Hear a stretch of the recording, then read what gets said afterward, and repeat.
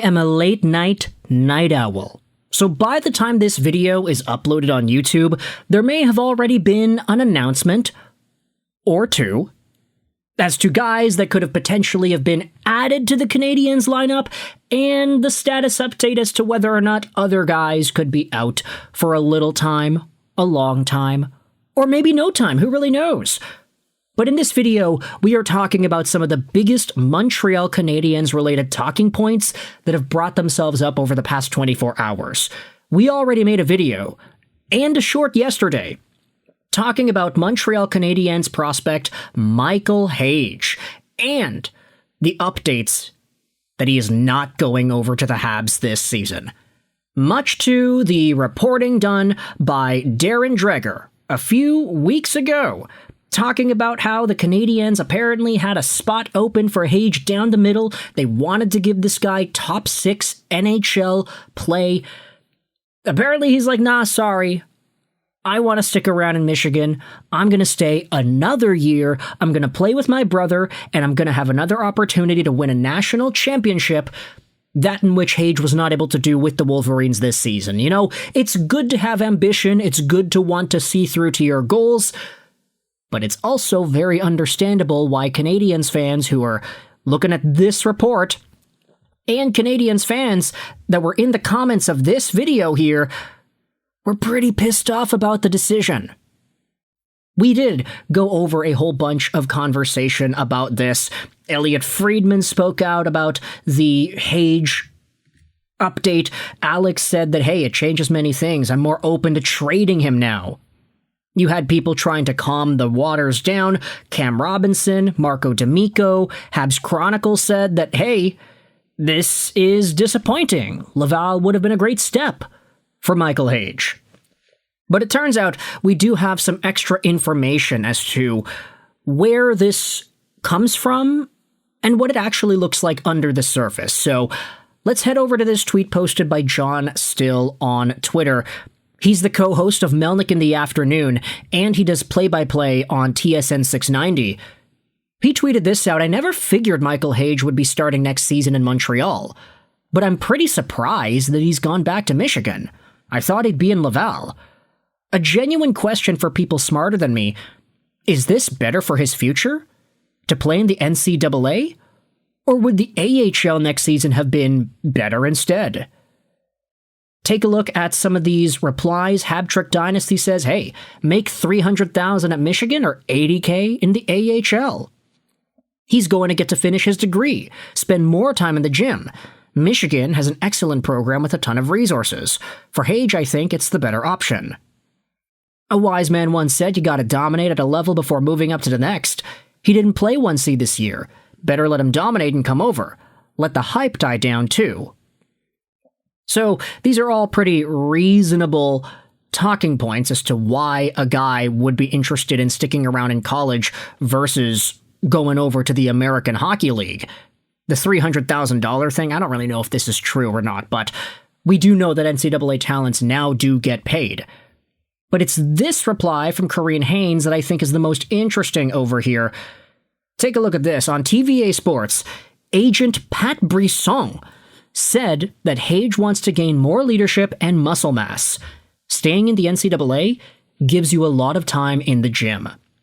That's what the Habs also told Cole Caulfield when they wanted him to stay for another year with Wisconsin. Now this is really interesting, hearing what Pat Brisson, the agent, specifically said about Hage and his profile. Hage himself, he wants to be more of a leader. He wants to get a little bit more muscle mass. He's 6'1", 198, so honestly, I'd say he's already a decent size for an NHL player. But if he wants to get stronger, he wants to get harder on pucks, then okay, I guess that makes sense.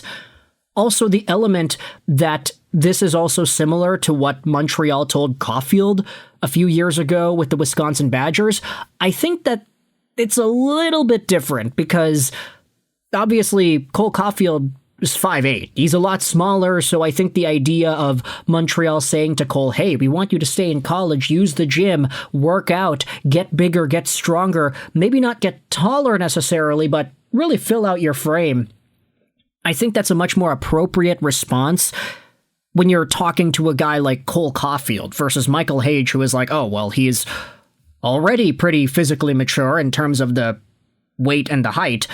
I guess you could also say that just because he is 6'1", 198, that doesn't necessarily mean he knows how to use it yet. Fair argument, but then again, we've seen other guys who have dominated in the NCAA and at the World Juniors transition to the National Hockey League pretty seamlessly. And Michael Hage, if we assume he had signed with Montreal and played in the top 6 in the playoffs, if he's good, then he's not even going to need Laval time. But that's neither here nor there. We know it's not going to happen. He's already committing himself to Michigan for another year.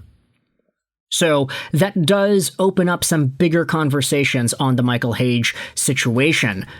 With that said, however, we have some more updates on Montreal Canadiens prospects that are joining the team. And ladies and gentlemen, I wanted to turn your attention over to David Reinbacher, who, potentially by the time this video is uploaded on YouTube, is going to join the Montreal Canadiens. Take a look at this tweet from Marco D'Amico. Sources indicate David Reinbacher is going to be called up by the Canadiens after the game to join the team in New York. Now, this tweet, when it came out, there was a pretty big response from Canadiens fans. Not about Reinbacher himself, but about Noah Dobson. Because during the game yesterday against the Columbus Blue Jackets, Dobson ended up blocking a shot with his hand and, it was right in that sweet spot. Hockey pucks are vulcanized rubber, and when they're shot hard, they are hard. So Marco D'Amico went out there and tried to give a little bit of an update here too. No information on Dobson's status, but keep in mind there is no need to rush the process for a minor injury if he gets that. Lots of teams are already resting guys. This was exacerbated even more when Noah Dobson was announced that he would not return to play for the Canadiens against the Blue Jackets. He could have been pulled preventatively. It could be a broken finger. Eric Engels also had an article talking about it as well, but Marco D'Amico went out there and spoke out about whether or not the Reinbacher calling up was before or after the Dobson injury occurred. D'Amico says here, from what I'm hearing, it was already in the works. So that's a pretty interesting element about the Reinbacher call-up as well. It's like, we're thinking about bringing this right-handed defenseman onto our team. A guy who, by all accounts, has actually had a pretty decent year in Laval. 24 points, 57 games played. We all understand that Reinbacher, 6'2", 194, was never going to be a super high point producer. But the fact that he was a 5th overall pick taken before Matvei Mishkov and a guy who had so much star power, I guess, behind the draft selection that he was taken with, there were always going to be big expectations for this guy, and the fact that he was slowed down so much due to injury was always going to be an obstacle that he had to overcome, an unfair obstacle that none of the other guys at the top of that 2023 draft really had to deal with to the same extent. But he's been looking all right. He's been looking fine. And so to hear that the Montreal Canadiens are like, yeah, we can bring him up, play him at the end of the season, we're already in the playoffs, let's just see what he's about, and then boom, Noah Dobson gets hurt.